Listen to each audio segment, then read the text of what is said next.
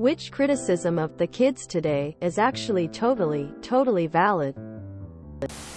I mean, the amount of teachers in America complaining that students of all ages, including teenagers, are unable to read properly is probably something to be concerned about. One of our odd things about the kids today, which I think will be important to look at in the future, is that kids today are consuming content made by kids.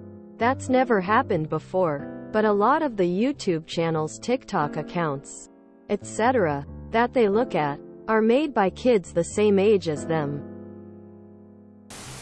I feel like Gen Z is growing up in an era filled with rage bait more than there's ever been in the past, and public discourse is going to look wild when they're in the 30s and 40s. Having worked at a university, younger people aren't very good expressing their needs. Whenever someone came to my office for something, I had to play with words to try to decipher what they were trying to say in order to give them the help they needed. Kids today have subpar typing skills compared to the generation that grew up with physical keyboards. They're overly anxious. Our brains were not fit to withstand criticism on a global scale, which social media offers. And children without yet a prefrontal cortex are stunting their mental health capacity. Many of them are far too small to effectively operate heavy machinery, particularly those under the age of 10. Their social skills leave a lot to be desired. Some kids today have a very limited attention span and can barely read despite being high school graduates. One of my kids' friends is like this. A sweet person, but basically consumes a media diet of YouTube shorts. She doesn't read anything ever. When she talks, she sounds like she's speaking Newspeak from 1984. Instead of saying, "This is delicious," she might say, "This is so good."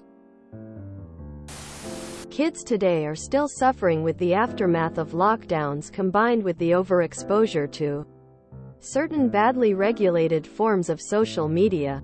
TikTok. We are in our phones and devices too damn much to enjoy life with each other. Less emotional maturity and lack of ability to cope under pressure. Terrible handwriting. They aren't as sociable they used to be. When I was a kid, going to the neighbor's house to wrestle in the backyard was common. Now kids are much happier just sitting at home playing a game. The non-existence of media literacy.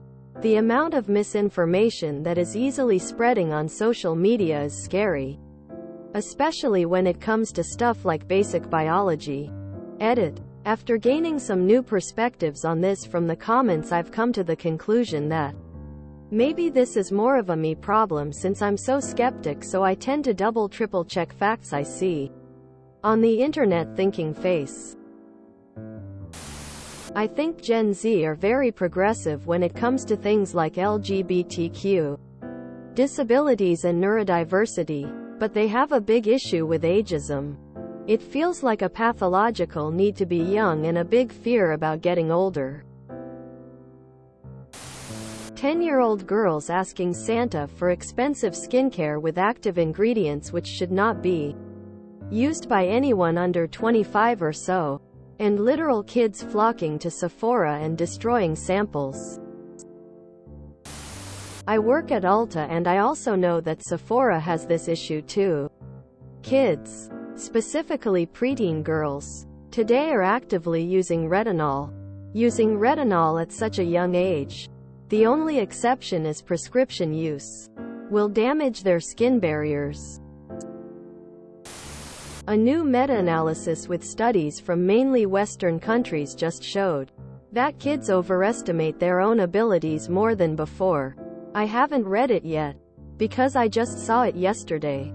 But it proves the research by the American psychologist Jean Twenge showing that Americans are getting more narcissistic. It's just happening everywhere in the developed world. And the trend began way before social media. I believe wealth is the cause.